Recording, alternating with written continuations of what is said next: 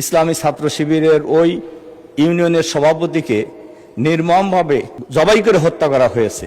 আন্দার যে ঘটনাটি ঘটেছে, একটা স্কুলের কমিটিকে কেন্দ্র করে হেডমাস্টারের উপর আক্রমণ হয়েছে।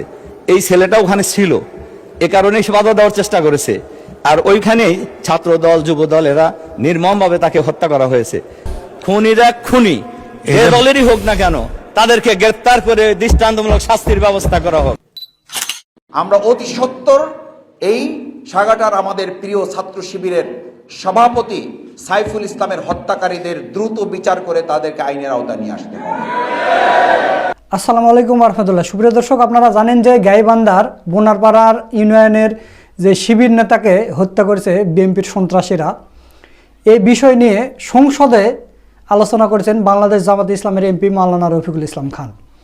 সেই ভিডিওটা আপনাদের দেখাবো এবং ডক্টর শফিকুল ইসলাম মাসুদ ভাইও এটার কঠিন প্রতিবাদ করেছেন। তো দর্শক, জামাত শিবির এমন একটা সংগঠন, এই সংগঠনকে আপনার দেহের সাথে মিলাতে পারেন এইরকমভাবে একটা উপমা, যে আপনার দেহের মধ্যে যে কোনো এক জায়গায় আঘাত লাগলে বা এক জায়গায় চিমটি কাটলে আপনার পুরো শরীর বুঝতে পারে যে আমার ওই জায়গায় চিমটি কেটেছে। জামাত শিবির এমন একটা সংগঠন, যদি আপনি গাইবান্ধা থেকে কারো উপর আক্রমণ করা হয়, কাউকে হত্যা করা হয়, সারা বাংলাদেশ উত্তাল হয়ে যায়। সারা বাংলাদেশ কিন্তু ফুঁসে উঠেছে, বিশেষ করে শিবির। আপনারা দেখেছেন যে গতকাল থেকে আজকে পর্যন্ত সারা বাংলাদেশে বিক্ষোভ মিছিল করছে এবং বিচারের দাবিতে কঠোর আন্দোলন করে যাচ্ছে শিবিরেরা। অন্যান্য দল যেমন ধরেন, এখন বিএনপির কথাই বলি, বিএনপির যদি ধরেন চট্টগ্রামে যদি একটা নেতাকে মেরে ফেলা হয়, তাহলে ঢাকার বিএনপির নেতারা কোনো প্রতিবাদ করে না। আর বিশেষ করে যদি নিজেরা হয়, নিজেরা তো প্রায় 300-র মতো মানুষ মারছে, কোনো বিচার আচার কোনো প্রতিবাদ কিছু হয়নি। তবে শিবির যদি কোনো অপরাধ না করে থাকে, যদি মিথ্যা কোনো অভিযোগ হয়, তাহলে শিবিরের বিরুদ্ধে তারা মিছিল মিটিং করে ছাত্র দলের নেতাকর্মীরা, যেটা আমরা জিসানের বিরুদ্ধে দেখেছি সম্প্রতি। তারা কলেজে কলেজে আন্দোলন বিক্ষোভ করেছে, অথচ তারাই ধর্ষণ মর্ষণ করে পেটে বাচ্চা নিয়ে আসতেছে, ওটা নিয়ে তারা কোনো প্রতিবাদ করে না। তো দর্শক, এখন আপনাদের সেই সংসদের বক্তব্য শোনাবো, যেখানে বাংলাদেশ জামাত ইসলামের এমপি মাওলানা রফিকুল ইসলাম খান তিনি অসাধারণ বক্তব্য দিয়েছেন এবং সংসদে যখন এই বিষয় নিয়ে আলোচনা হয় তখন বুঝবেন যে এটা জাতীয় পর্যায়ে চলে গেছে। আর জামাত শিবিরেরা তো প্রতিবাদ করবেই। জামাত শিবিরে একজন ক্ষুদ্র কর্মীকেও মারলেও সেটার প্রতিবাদ সেই উপল লেভেল পর্যন্ত হয়ে থাকে, আপনারা সেটা জানেন। তো চলুন এখন আমরা মাওলানা রফিকুল ইসলাম খানের সেই প্রতিবাদী ভিডিওটা দেখে আসি। ইসলামী ছাত্র শিবিরের ওই ইউনিয়নের সভাপতিকে নির্মমভাবে জবাই করে হত্যা করা হয়েছে। আন্দার যে ঘটনাটি ঘটেছে, একটা স্কুলের কমিটিকে কেন্দ্র করে হেডমাস্টারের উপর আক্রমণ হয়েছে। এই ছেলেটা ওখানে ছিল, এ কারণেই সে বাধা দেওয়ার চেষ্টা করেছে। আর ওইখানেই ছাত্র দল যুব দল এরা নির্মমভাবে তাকে হত্যা করা হয়েছে। খুনিরা খুনি যে দলেরই হোক না কেন, তাদেরকে গ্রেফতার করে দৃষ্টান্তমূলক শাস্তির ব্যবস্থা করা হোক। মাননীয় স্পিকার, আপনাকে ধন্যবাদ। আজকে বলা যায় সকল পত্রপত্রিকা এবং মিডিয়ায় কয়েকটা নিউজ একেবারে হেডলাইন করেছে। তার মধ্যে একটা হলো ইলিয়াস আলীকে, বিএনপি নেতা ইলিয়াস আলীকে কিভাবে ধরা হইলো, গ্রেফতার করা হইলো, গুম করা হইলো, কিভাবে হত্যা করা হইলো, এটা একটা সিরিজ নিউজ হয়েছে।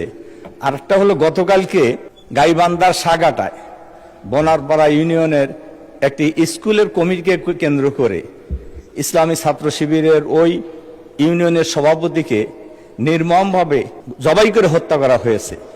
এটা একটা নিউজ।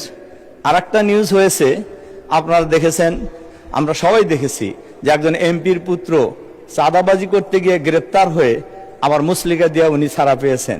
তা আমার আজকের পয়েন্ট অফ অর্ডারের বিষয় হলো গাইবান্ধার যে ঘটনাটি ঘটেছে, একটা স্কুলের কমিটিকে কেন্দ্র করে হেডমাস্টারের উপর আক্রমণ হয়েছে।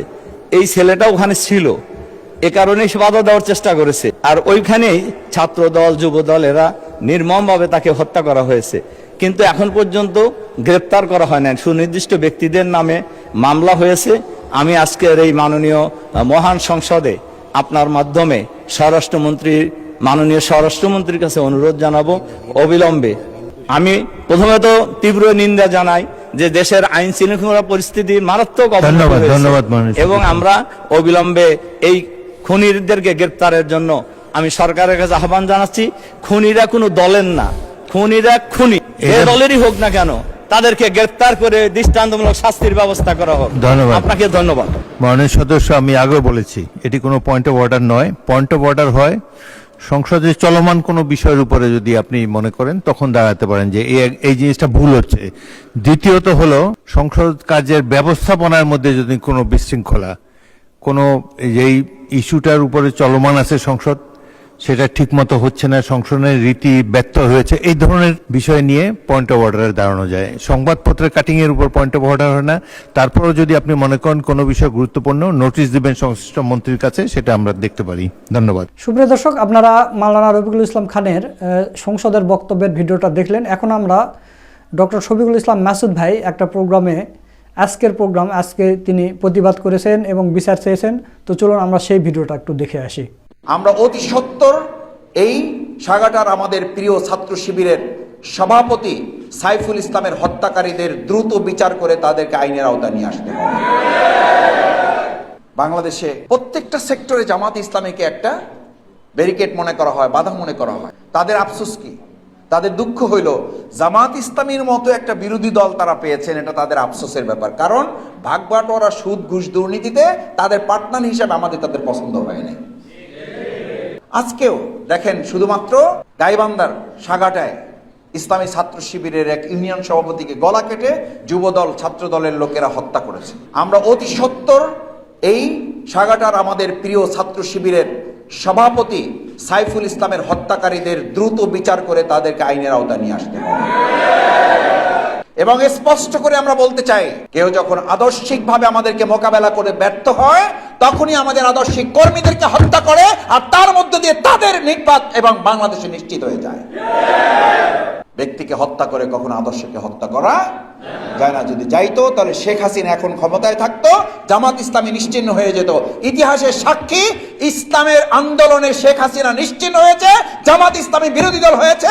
আল্লাহ চাইলে জামাত ইসলামীকে এই দেশ পরিচালনায় জনগণ দায়িত্ব অর্পণ করবে। এটা ইতিহাস, এটা ধারাবাহিকতা। কিন্তু সেই পরীক্ষায় উত্তীর্ণ হওয়ার জন্য আপনাকে ওটার জন্য প্রস্তুত হতে হবে। এই আমাদের সাইফুল্লাহ ভাই, তার মাত্র কিছুদিন আগের ফেসবুক স্ট্যাটাস এখন সকল সামাজিক মাধ্যমে ঘটছে। যে বিজয় হয় তার কাজ শেষ করে, আর যে পরাজিত হয় তার কাজ শুরু হয়। সে তার দৃষ্টিতে বিজয়ী হয়ে আল্লাহর কাছে চলে গেছে। এই মাত্র কয়েকদিন আগের স্ট্যাটাস তার ফেসবুক থেকে এখন সবাই দিচ্ছে। সম্মানিত ভাইয়েরা, বাংলাদেশ জামাত ইসলামী বাংলাদেশ পরিচালনায় আমরা একটা মডেল হিসাবে আলহামদুলিল্লাহ, সমস্ত নিপীড়ন, নির্যাতন, এখনো আমাদের উপরে অত্যাচার, আমাদেরকে মামলা দেওয়া, আমাদেরকে হুমকি দেওয়া, আমাদেরকে অন্যায়ভাবে সমস্ত বরাদ্দ থেকে বঞ্চিত করা, এই সব কিছু দিয়ে আমাদেরকে আটকানো যত চেষ্টা করা হোক, এই প্রত্যেকটা চেষ্টা ব্যর্থ হয়ে জনগণের কাছে আল্লাহর ভালোবাসা এগুলো পরিণত হবে ইনশাআল্লাহ। সম্মানিত ভাইয়েরা, সেজন্য আজকে আমাদেরকে মাথায় নিতে হবে, পল্টন হচ্ছে, আমি সবসময় বলে থাকি, আল্লাহ তাআলা দয়া করেছেন আমার প্রতি যে আমি পল্টনে একসময় কর্মী হিসেবে কাজ করার সুযোগ পেয়েছি। আমিরে জামাত নিজামী ভাই যখন গ্রেপ্তার হয়, মুজাহিদ ভাই যখন গ্রেপ্তার হয়, মোল্লা ভাই কামরুজ্জামান ভাই যখন প্রথম গ্রেপ্তার হয়, সর্বপ্রথম আমার মনে আছে হামিদুর রহমান আজাদ ভাই, তখন আমাদের মহানগরী নায়েবে আমির, ফোন করে আমাদেরকে বললেন যে এখনই মিছিল করতে হবে। 2010 সাল, তখন সিচুয়েশন খারাপ হয়ে গেছে, প্রায় খারাপ হয়ে গেছে, মানে বেশ খারাপ আর কি। তখন এটা পল্টনের দায়িত্ব সবসময়, এটা শাহবাগের দায়িত্ব, এটা মতিঝিলের দায়িত্ব। সর্বপ্রথম সারা বাংলাদেশের মধ্যে পল্টনে তখন আমরা যারা ছিলাম, আমরা মিছিল বের করেছি। আমরা এসে এই নয়াপল্টন রাস্তায় এসে আমরা কিছুক্ষণ ওখানে আমাদের ভাইয়েরা এসে দাঁড়িয়ে গেলাম যে আমাদের নেতৃবৃন্দকে অন্যায়ভাবে গ্রেপ্তার করা হয়েছে, তাদেরকে হয় ছেড়ে দিতে হবে, না হলে সরকারকে জবাব দিতে হবে। এটা খুব স্বাভাবিক। গোটা বাংলাদেশে আন্দোলন হয়েছে, সবাই সব সময় বলতো সারা দেশে যত আন্দোলন হোক, যতক্ষণ পর্যন্ত রাজধানীতে আন্দোলন চূড়ান্ত না হবে ততক্ষণ পর্যন্ত এই সরকারের পতন হবে না। আপনাদের নিশ্চয়ই মনে থাকার কথা, 5ই আগস্ট সবার আগে সর্বপ্রথম শাহবাগের এই সচিবালয় মৎস্য ভবনের এখান থেকে আমাদের সর্বপ্রথম মিছিল গিয়ে তারপর সেনাবাহিনীর সাথে সেখানে গিয়ে আনন্দ মিছিল শুরু হয়েছিল, মনে আছে? শুরু হয়েছিল ওখান থেকে মিছিলের যাত্রা নিয়ে সংসদ ভবনের দিকে ছাত্র জনতা এগিয়ে গিয়েছিল। শুরুটা এখান থেকে। সুপ্রিয় দর্শক, আপনারা ডক্টর শফিকুল ইসলাম মাসুদ ভাইয়ের বক্তব্য এবং সংসদে মাওলানা রফিকুল ইসলাম খানের বক্তব্যের ভিডিওটা দেখলেন। তো আপনাদের কাছে কি মনে হয়, শিবিরের এই নেতার খুনের বিচার কি হবে? এ পর্যন্ত কিন্তু জামাত শিবিরের 7 জন নেতাকর্মীদের অলরেডি মেরে ফেলছে এই 6 মাসে, আপনারা আগের ভিডিওতে দেখেছেন। কোনো বিচার আচার হয়নি, তো শিবিরের এই নেতার বিচার কি হবে? আপনাদের কাছে কি মনে হয়? অবশ্যই আপনাদের মূল্যবান মতামত কমেন্ট বক্সে দিয়ে যাবেন। ভিডিওটা ভালো লাগলে শেয়ার করবেন। সকলকে ধন্যবাদ। আসসালামু আলাইকুম ওয়া রাহমাতুল্লাহ।